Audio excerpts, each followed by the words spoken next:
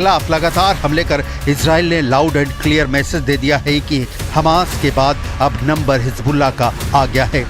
Hezbollah वो संगठन है जो इजराइल के खिलाफ लगातार हमले करता रहा है। इस संगठन को ईरान से पैसा मिलता है, इसके लड़ाकों को ईरान ट्रेनिंग देता है, यहाँ तक कि लेबनान में ईरान के रिवोल्यूशनरी गार्ड की मौजूदगी तक है। इजराइल हिजबुल्लाह को ठिकाने लगाकर ईरान को क्लियर कट मैसेज दे रहा है कि पानी सिर के ऊपर निकल गया है और हिजबुल्लाह को निस्तो नाबूद करने की इजराइल ने ठान ली है। यही कारण है कि इजराइल ने हिजबुल्लाह के खिलाफ जो अभियान छेड़ा है वो बहुत सोच विचार कर छेड़ा है, बहुत सुनियोजित तरीके से, जिसकी डिटेल आपको आगे दिखाएंगे। अभी हिजबुल्लाह कमांडर इब्राहिम अकील के बारे में जान लीजिए। इब्राहिम अकील का जन्म 1962 में पूर्वी लेबनान के बालबेक हरमेल प्रांत में हुआ था। इब्राहिम अकील को हज अब्दुल कादर के नाम से भी जाना जाता है। 1980 के दशक में हिजबुल्लाह की स्थापना के बाद से ही इसके साथ काम कर रहा था। इब्राहिम 1983 में बेरूत में स्थित अमेरिकी दूतावास और यूएस मरीन बैरक के पास हुए 2 ट्रक बम विस्फोटों का मास्टरमाइंड माना जाता है। इस हमले में 300 से ज्यादा लोग मारे गए थे। अमेरिका का आरोप है कि इब्राहिम ने 1982 और 1992 के बीच अमेरिकी और जर्मन नागरिकों के अपहरण करवाए।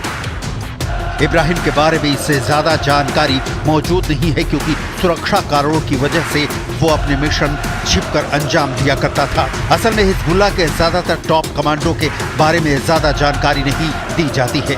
जुलाई में मारे गए कमांडर फवाद शुक्र के बारे में भी हिजबुल्लाह ने ज्यादा जानकारी बाद में बताई थी। इजराइल की नजर हिजबुल्लाह के टॉप कमांडो पर है। जो पेजर धमाके हुए उसमें भी कमांडो को ही टारगेट किया गया, जिनकी संख्या 5 से 7 हजार बताई जाती है। यहाँ आपको हिजबुल्लाह की हायरार्की समझ लेनी चाहिए, जिसमें उन कमांडो के नाम भी हैं जिसे इजराइल ने ढेर कर दिया। Hassan Nasrallah Hezbollah chief, Ibrahim Aqil operation head, Ali Karaki regional head, Wissam al Tawil Radwan unit commander जिसकी मौत 8 जनवरी 2024 को हुई, Abdullah Taleb Nasr unit commander का हेड जिसकी मौत 11 जून 2024 को हुई, Mohammed Nasser Aziz unit commander जिसकी मौत 3 जुलाई 2024 को हुई। इजराइल अपने दुश्मनों को नहीं बख्शता और उनका काम तमाम करने का तरीका भी ऐसा है कि दुश्मनों को भनक तक नहीं लगती।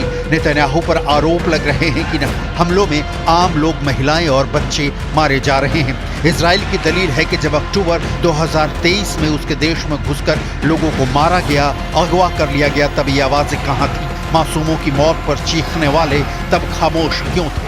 नेतन्याहू का साफ कहना है हमास बंधकों को रिलीज कर दे, वो हमास के खिलाफ हमले बंद कर देंगे, लेकिन हमास ऐसा करने के लिए राजी नहीं है और नेतन्याहू कह चुके हैं कि वो हमास के अंतिम आतंकी को मौत की नींद सुलाने तक हमले जारी रखेंगे। हिजबुल्लाह हमास का सपोर्टर है, लिहाजा अब वो भी जद में है। यही कारण है कि इजराइल के अधिकारियों ने लगातार इस बात के संकेत दिए हैं कि उनका ध्यान अब गाजा पट्टी पर हमास से हटकर लेबनान में हिजबुल्लाह की तरफ शिफ्ट हो गया है।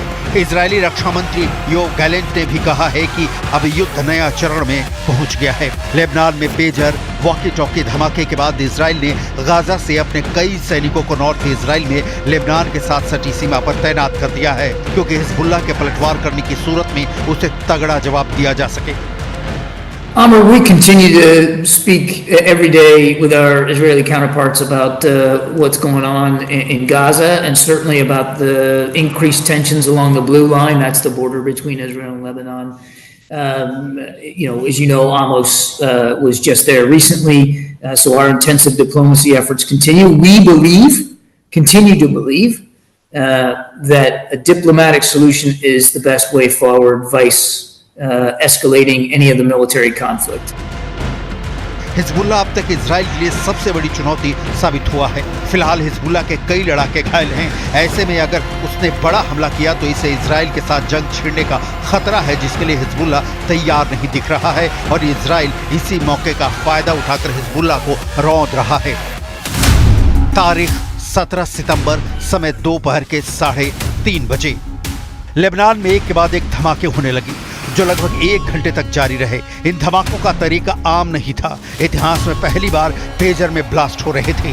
मीडिया रिपोर्ट्स के मुताबिक इन धमाकों का मकसद चंद मिनटों में 4000 हिजबुल्लाह कमांडो को मारना था, जिन्हें इजराइल दुश्मन मानता है। इस हमले में 12 लोगों की मौत हुई तो वहीं हजारों घायल हुए। हिजबुल्लाह अपने कम्युनिकेशन सिस्टम पर हुए धमाकों से उबर ही रहा था कि अगले ही दिन तारीख 18 सितंबर समय शाम के 4 बजे वॉकी टॉकी में धमाके उठने लगे। हमले में 25 लोग और मारे गए। दोनों घटनाओं में 37 मारे गए। लगातार 2 दिन हुए हमलों के बाद हिजबुल्लाह के चीफ हसन नसरल्लाह ने इजराइल से बदला लेने की कसम खाई है। 19 सितंबर के शाम को दिए भाषण में नसरल्लाह ने कहा, मैं पलटवार के लिए समय, जगह और तरीके का जिक्र नहीं करूंगा, पर इजराइल को जवाब जरूर मिलेगा। और इसी के साथ इस बुलेटिन में